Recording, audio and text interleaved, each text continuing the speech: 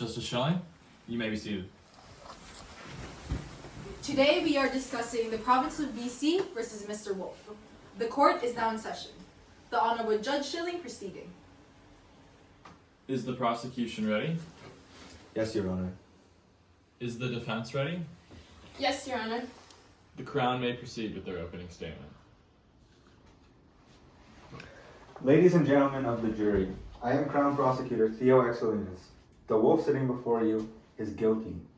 Mr. Wolf deceived a young lady and was able to trick the girl into telling him where her grandmother lived, sick and alone. Mr. Wolf then ran to the house, broke and entered, and proceeded to kill and skin the helpless old woman in the first degree. Mr. Wolf then waited for Miss Red Riding Hood and planned to disguise himself as the innocent girl's grandmother in order to kill and eat her.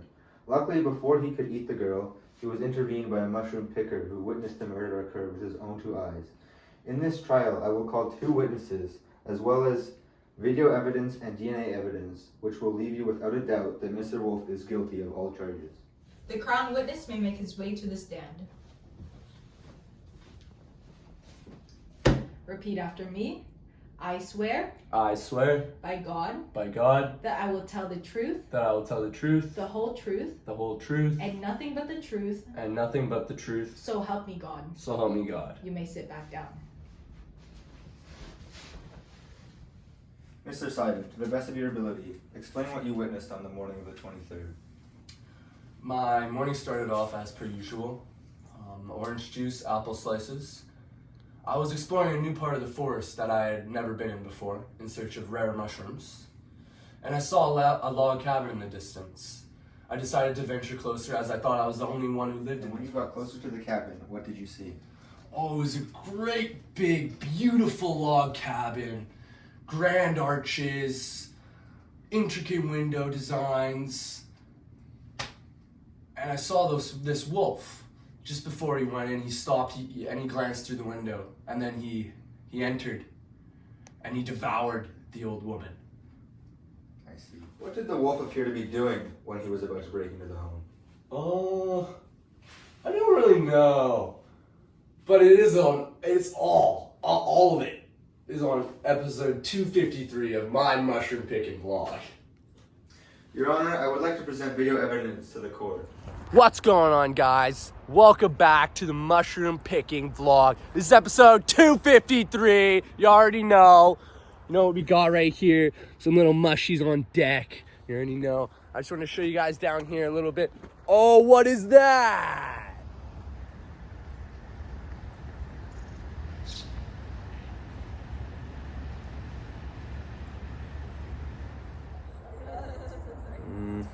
Maybe I shouldn't do this. Your Honor, this video clearly shows that the wolf was aware of what he was doing, and he knew that it was illegal, yet he still proceeded to kill the old woman. Mr. Seidman, what could the grandmother have possibly done to the wolf in order for this killing to be anything other than a cold-blooded murder? Nothing. Thank you, Mr. Seidman. That'll be all. Mr. Seidman, you stated you were in search of rare mushrooms. Did you take any of these mushrooms before your walk? Yes, of course. I microdose daily. Alright, so you can't be sure you were in the right state of mind. For all we know, you didn't see the wolf charge the grandma and it was all hallucination. Do you know the definition of hallucinations? I'm a very experienced mushroom picker.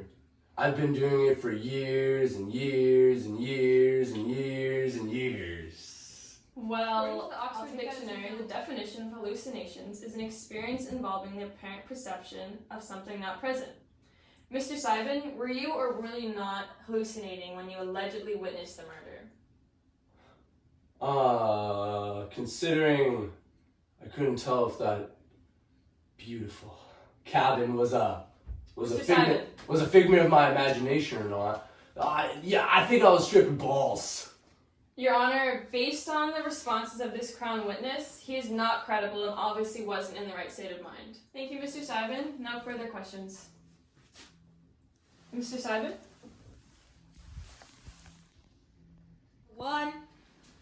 Your Honor, I would like to now call my second witness to the stand, Little Miss Red Riding Hood. The second crown witness, please come to the stand. Repeat after me. I swear I swear by God by God that I will tell the truth, that I will tell the truth, the whole truth, the whole truth, and nothing but the truth. and nothing but the truth. So help me God. So help me God. You may sit back down. Miss Riding Hood, what did the morning of the 23rd look like to you? The morning started off like any other. I was on my way to my grandma's house with fresh muffins I had baked for her. As I continued on my walk, I was approached by a peculiar wolf. He persistently asked me if I needed directions or to be escorted, even after I said no. I felt unsafe by his presence and his forceful demeanor. He eventually went his separate way, and I continued on my way to Crockett's. As I arrived at my grandma's, I started to realize Granny looked a little different. After about 5 minutes, I noticed that the furry ears popping out were not hers. When I recognized it was not my grandma, he lunged at me, trying to bite me, but with my athletic ability, I dodged his attack and ran away to safety. I'm so sorry. And what do you believe would have occurred had you taken any longer to realize that it was not your grandmother in that He would bed? have eaten me. He would have eaten me like he ate my grandma. Ladies and gentlemen, the pain and harm that this wolf has caused upon society can never be made up for, and it is unsafe for him to live among society. He must be put away. Thank you, Miss Red Riding Hood. No further questions, Your Honor. We will now have a 5-minute recess in order to give Miss Red Riding Hood a moment to organize herself. When we get back, the defense will start with their opening statement. My name is Taylor Roberts. Today I'm defending Mr. Wolf in this case. On the morning of August 23rd, Mr. Wolf went for his usual run. Here is where he encountered Miss Riding Hood, who, according to my client, looked lost. This led to my client asking if she needed directions, and she then told him that she was going to her grandmother's house. My client did not pry this information from her. It was of her own free will. My client then asked Miss Riding Hood if she needed directions for a shorter route, but she refused. Miss Riding Hood and Mr. Wolf then parted ways. Realizing the danger that might occur during her stroll, Mr. Wolf took the shorter route to Miss Riding Hood's grandmother's cabin to make sure she arrived safely and that there was no danger awaiting her. Upon arrival, he saw that the cabin door was slightly open. This put my client on high alert. He decided to enter and ask the grandma if Miss Riding Hood got home safe. In this instant, a bang went off, and he felt a very sharp pain in his arm. He had been shot. This brought up a memory of his childhood, as his father was shot and killed by a hunter when Mr. Wolf was an infant. He's been carrying the trauma of walking into his childhood home and seeing his father bleeding out on the floor for as long as he can remember. This was what triggered my client's animal instincts to kick in.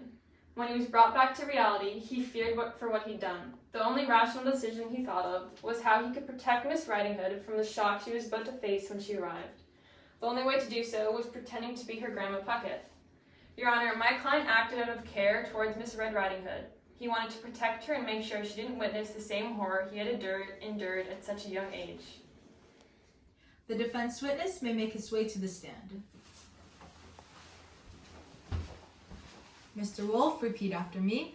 I swear I swear by God by God that I will tell the truth, that I will tell the truth, the whole truth, the whole truth, and nothing but the truth. and nothing but the truth. So help me God. So help me God. You may sit back down. Mr. Wolf, in your own words, what happened on the day of August 23rd? I was out for my morning jog as I do every morning when I stumbled upon a little girl who appeared lost. I thought to myself, what is a defenseless little girl like this doing in a forest like this at this time? And I just wanted to make sure everything was okay. I asked her if she needed any help or directions and if she knew where she was going. And after she rudely declined, I decided to take my own route. After Little Red went on her own way, what did you do? After she left, I wanted to make sure that she got to her house safely, so I took an alternative route that I offered to take her on, but she declined. I arrived at the house and I realized that the door was slightly cracked open, and this concerned me. What were your actions when you saw the open door? I shouted into the house, "Hello, is anybody home?" After getting no response after about 15 seconds, I slightly opened the door and just peeked my head in, and that's when I was confronted by Granny Puckett with a gun.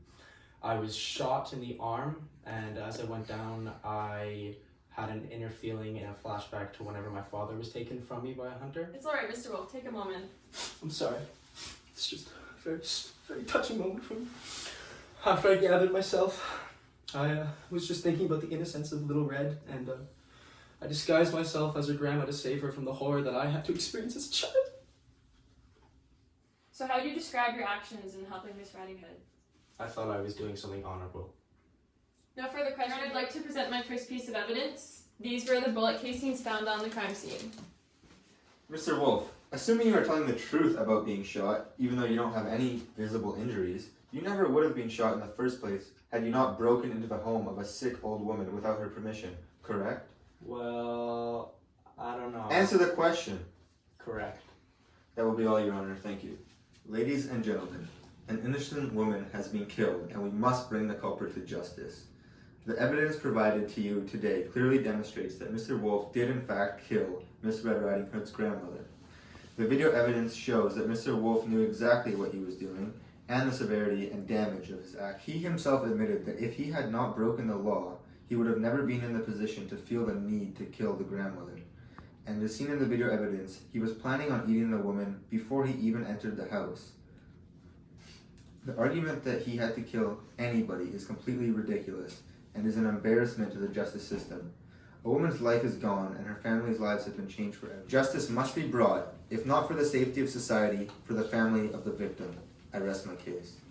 Ladies and gentlemen, none of the Crown witnesses are credible. Therefore, there is simply no case against my client. I have clear evidence that dismisses any charges against Mr. Wolf.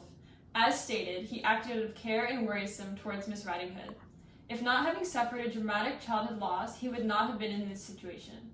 Your Honor, my client is not guilty. There is no reason for him to face any charges for being only accused of such a horrible act.